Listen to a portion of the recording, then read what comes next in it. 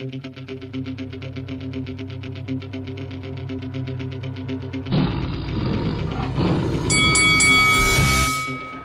this is Frank Warren, and you're watching Lights Out. This is Faisal Khan for Lights Out, proudly sponsored by Spartans Law. And with me on a wet and Sunday afternoon, delighted to be joined by Spencer, the Knowledge Fearon. Spencer, how you doing? Yeah, assalamu alaikum, boss. How you doing? I'm good, man. Walaikum salam. I'm very well, thank you for asking, Spencer. Obviously, first topic will be the Spence and Crawford fight. Before we go in and talk a bit about the fight, I just want to ask you, Spencer, how happy are we that we can now say we've witnessed two of the best in our era? Lay it all out on the line and give us the fight that we've been asking for many years now. You got to be happy. And the thing about it is two of the best of the era, but it was a conclusive and decisive victor. And the conclusion was conclusive. So we can't, there's no controversy about it. It was beautiful. They did everything beautiful about boxing that I could turn around and say that I liked. I enjoyed yesterday. I enjoyed that. I also enjoyed the fact of the build-up, how the two men conducted themselves in the build-up. They were gentlemanly. You know what I mean? There was no real trash talk. There was no real effing and blinding. There was no real trying to throw any thuggery. They just went out there and they did what they had to go and do.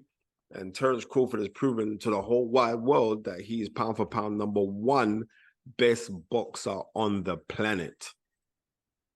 It was a great event. And as you said, both fighters conducted themselves very well, especially at the weigh-in. There was a lot of mutual respect before the fight and after the fight. Let's just talk about the fight now. Are you at all surprised with how good Crawford was and how easy it was throughout the fight? Yeah, I was actually. Just saying, listen, I've always known that Terence Crawford was very good. I've always known that. I didn't believe that he could make a fight with Errol Spence that easy. And he just proved to the world that God's present in man. The essence of God is present inside human beings, because what I saw demonstrated yesterday had to be essence of greatness, and greatness comes from the Most High. And so he's got essence of God reigning within him supremely.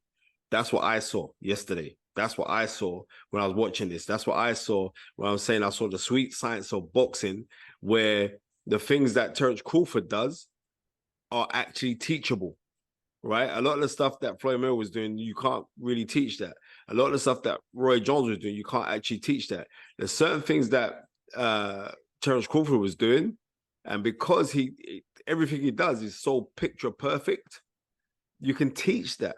It's amazing what we witnessed yesterday. It was Terence Crawford wobbling up Errol Spence, doubling up with right hooks, having Errol Spence wobbling all over the place.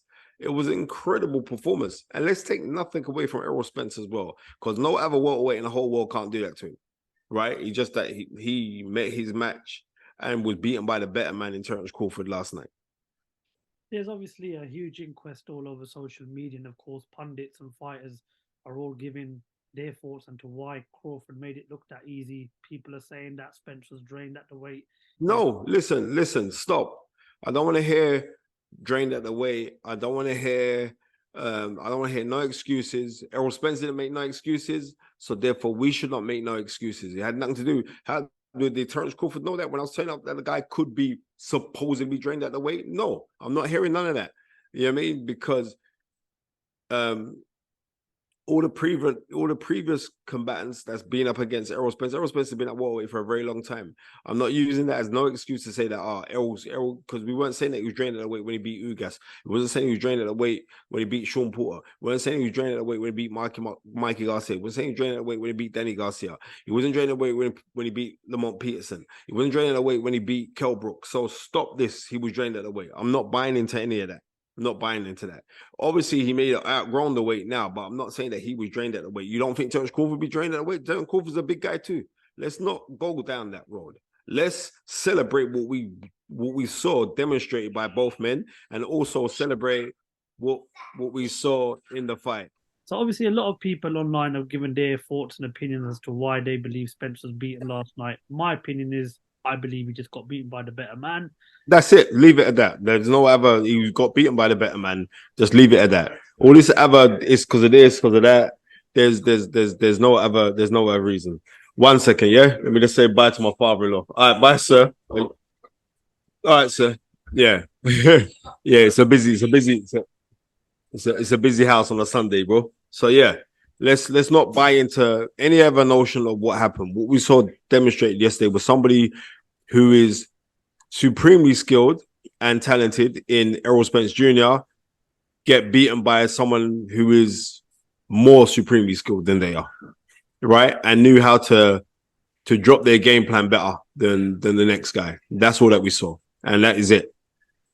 Errol Spence Jr. after the fight stated in a couple of interviews he is going to go up to 154 pounds now, and he would like to run it back with Terence Crawford at 154 pounds.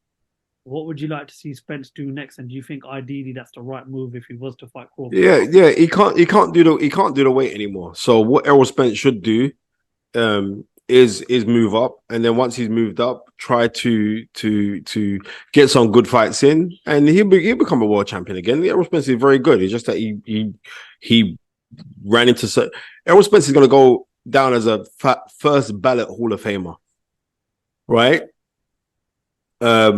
Bud Crawford is going to go down as an all-time great. There's no embarrassment in that whatsoever. Now, obviously, the $1 million question is in regards to Terence Crawford. Is he the number one pound for pound king? No, there's no. What do you mean the $1 million? How is that $1 million question? There is not $1 million question. The thing about it is the two men have fought. Let's just look at the men Terence Crawford has beaten and what they come with, and the men who Inui's beaten. Inui's beaten some great guys. Inui's an excellent fighter. He's superb. He is superb, right? But Inui isn't pound for pound number one. There is no question to that. What we saw demonstrated, Inui got a really good win last week against Thornton, right? Thornton ain't no Errol Spence Jr. So let's be real. And let's just leave it at that. And that's not me knocking Inui. Inui's badass. No ifs or buts. But no. You know what I mean? You never beat somebody who's in the top 10 pound for pound. Okay. Well, as I right. said, Spence's next move is going to be interesting, but it's also going to be interesting to see what Terence Crawford does next. Now, there are still potentially some, good fights for him at 147, but there's also the chance of going up in weight and capturing a world title at 154 pounds. What would you like to see Crawford do next, Spencer? Come to London and come on a Fight Is Right. Nah, I would like. I don't know, because I can't see no welterweight testing him right now. You know what I mean? And Charlo, Jamel Charlo is scheduled in to fight Canelo. So may seem far-fetched, but Terence Crawford should fight the winner of Canelo Charlo. That's what. You know what I mean? That's what I could see happening. That's a huge jump up in weight for Crawford, though. 160. I reckon that could happen. A lot of people, have spoke about Spence, maybe even going past 154 and fighting Canelo. We've got to remember, Canelo for the last few years has campaigned 168, 175 pounds. You're saying that a fight with Crawford could happen at 160. Canelo is at a certain part of his career now where he's not getting any younger. Do you think Canelo could potentially go move back down to 160? Do you think he's still capable of doing it? In order for a fight like that to happen, and I know that Bud Crawford will be up for it, I think, yeah. But I ain't gonna lie to you, I think Bud Crawford would beat Canelo as well. If they had it at catchweight, I think he'd beat Canelo as well. I think he's that good. Hey, fair enough. Right. Couple of more topics now, just moving on. It was funny because when I interviewed you the other day, I asked you your thoughts on the Coner Benn situation. In half an hour, the statement was released that he's been cleared by UKAD and he's fight again in the UK. So yeah, firstly, how happy are you that saga's come to an end now? And what is the number one fight for Coner Benn to get himself back into when he does return to the ring, Spencer? I'm happy that the saga's over for Coner Benn. I was always vehement that he was vehement. I was adamant and I was very vocal that I thought he was innocent. So I'm happy that this has happened. I know Conor, I know his family very well, so I'm happy that that's come for him. But what I'd like for him is to fight Kell Brook. You know what I mean? That's what I think. That's the fight that I would like to see: Coner Benn and Kell Brook.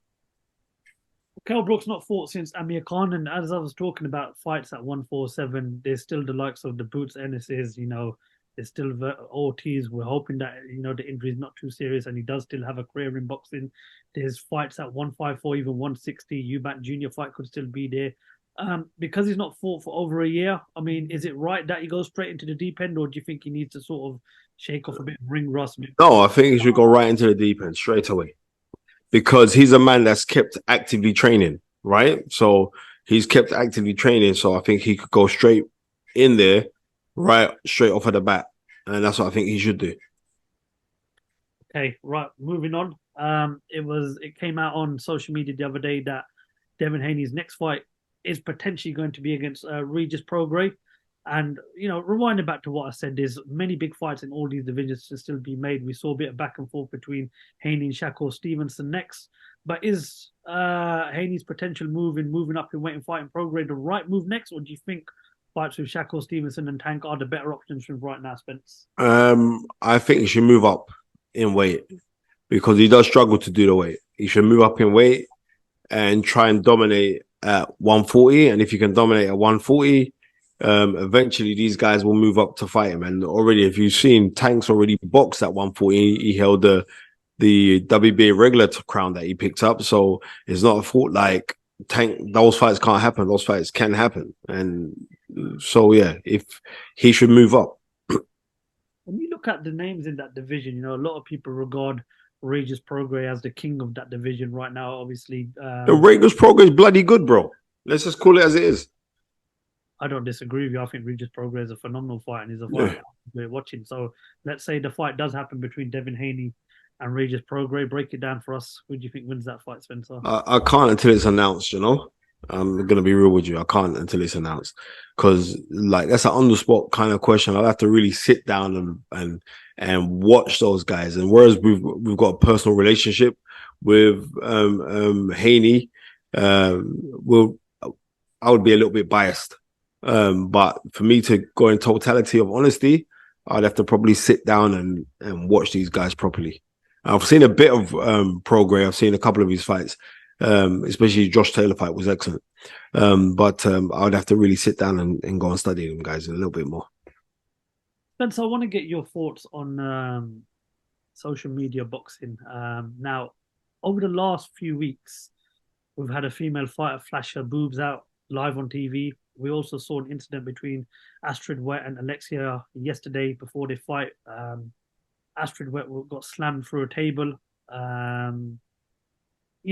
A lot of people have their opinions about social media and influence in boxing, but with the sort of scenes that we're seeing right now, Spencer, are you worried that this could potentially be damaging the sport of boxing? And I just want to get your thoughts on social media boxing because I've never asked your opinion. Listen, as long as everything's got its place, as long as we know that these influencer boxers is not professional boxing, and people do not get confused to think that it's professional boxing, then I haven't got a problem with them doing what they're doing within their lane, especially when I know they are generating so much money that hopefully it could rub off on some of the professional boxers. Do you know what I mean?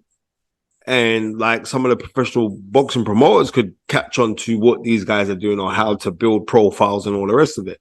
That's number one. So I haven't really got a problem with it, right? Because it still does bring eyeballs to professional boxing, right? You saw yesterday, Terence Crawford was sponsored by Prime. He had a big Prime shirt on, a big Prime gold chain on, and he also was drinking the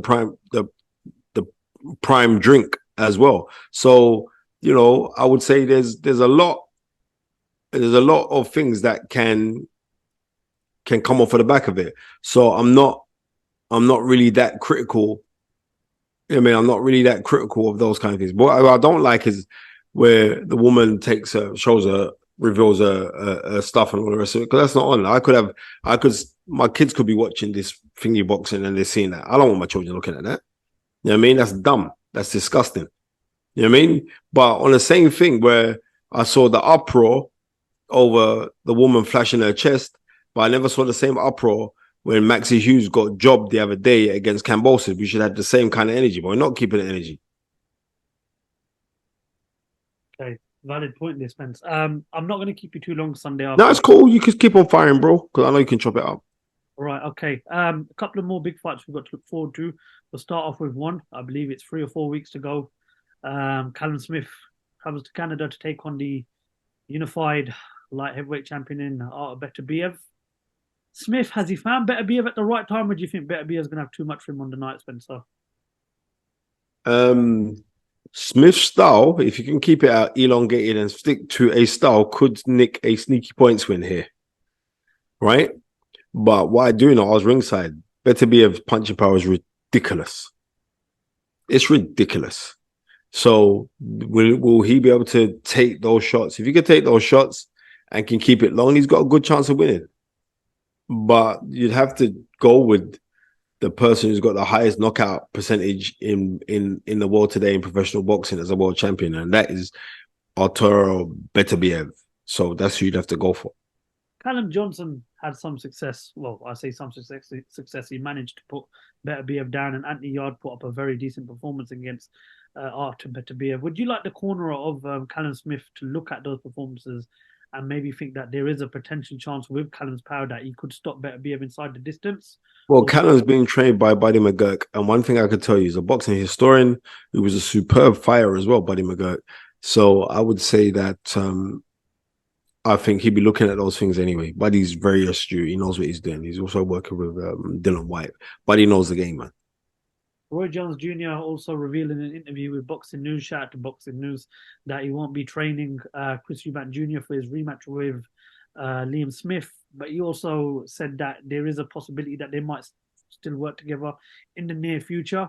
Do you think that relationship between Eubank Jr. and Roy Jones is done, or can you see them working together? And two, the number of changes that Eubank Jr. is making now, do you think it's surely, Spence, it's not the right thing to be doing, especially going into a huge rematch against Liam? It's not the right thing to be doing, for me to be honest. I don't think that Eubank Jr.'s head's right on the job. I think he's gone for a lot, especially with the rumor of him losing his brother. I don't think his head's right. But then also I said this ages ago that he hasn't been taught the fundamentals. And with Liam Smith, he's fundamentally sound. So all Liam's going to go into a fight and think, right, I've knocked you out before, right? He's going to start way more confidently now. And can Eubank exercise those demons that are going to be running around in his head, whispering in his head like you ain't got it and you can't take a shot no more? And if you can get past that, then credit should be given to him. But I can see the same result happening again.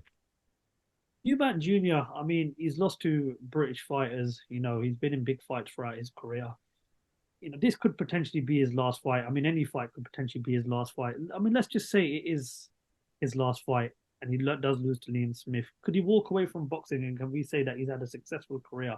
Or he's had a successful financial career. He hasn't had a successful career. What do you put that down to, Spencer? Why he hasn't had a successful lack of inactivity, lack of activity, him being so inactive, him not giving us those wow factors that we were so looking forward to, and every time that he came up in an obstacle, he came second best, like to Billy Joe Saunders, like to George Groves, and this time out, like to Liam Smith. So I think, but in saying that, he's accomplished he's done way more than anything I've done. But I'm saying for him, or where we saw him going, or how he was being built, we was looking at him to be something stratospheric, and we never got that. We didn't receive that.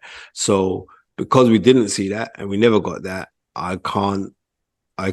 he'd be pretty incomplete.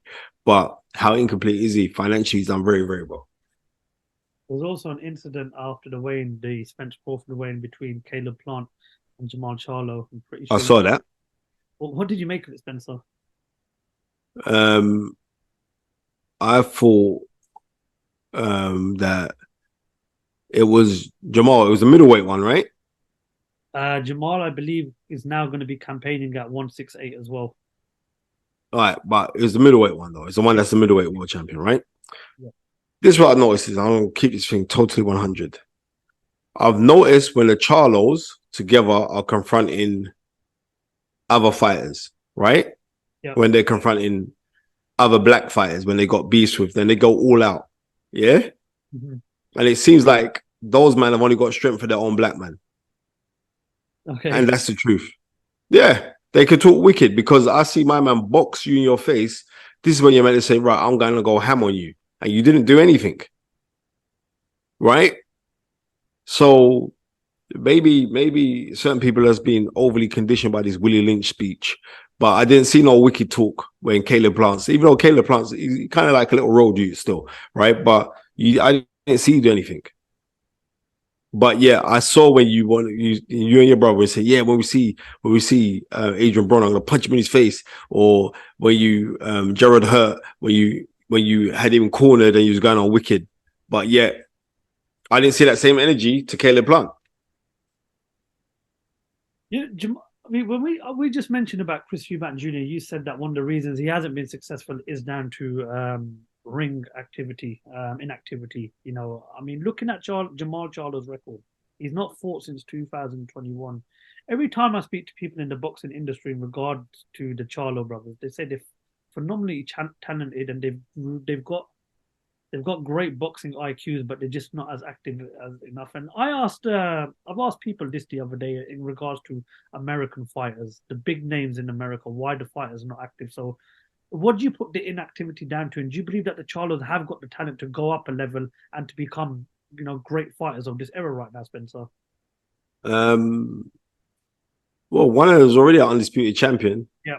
You know what I mean? And the other one's been a two-weight divisional world champion. So they've done great things as it is. It's just that they don't fight that regular. And this is a problem that's been seen with many guys who are signed to Al Heyman, that you don't fight that regular. But when you do fight, you fight. It's like you makes up for the fights that you never fought for. You know what I mean? Financially.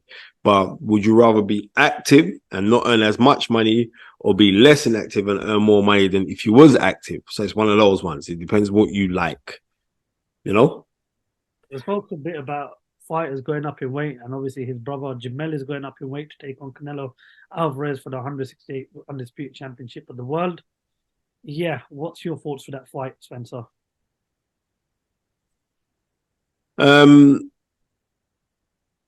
Canelo's a great fighter. And I believe that the smaller Charlo will be a little bit too small for Canelo. That's what I believe.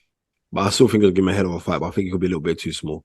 I wish that it was a middleweight Charlo that was fighting Canelo. Then I'd be like, yeah, because I know how big he is and all the rest of it. But yeah, I think he's gonna be a bit too small. It's too weight shot asking him to jump up. So I can't see him coming out and being successful. I would have preferred to have seen the other Charlo going in the ring. Yep, so would I, bro. But again, a fight to look forward to. Spencer, before I go, just one quick final one. Name me 3 fights you want to see throughout the rest of 2023. What are the 3 main fights you'd like to see as the year comes to a close with the last few months? Well, for 2023?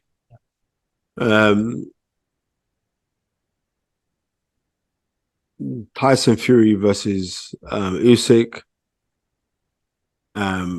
Anti Joshua versus Tyson Fury, and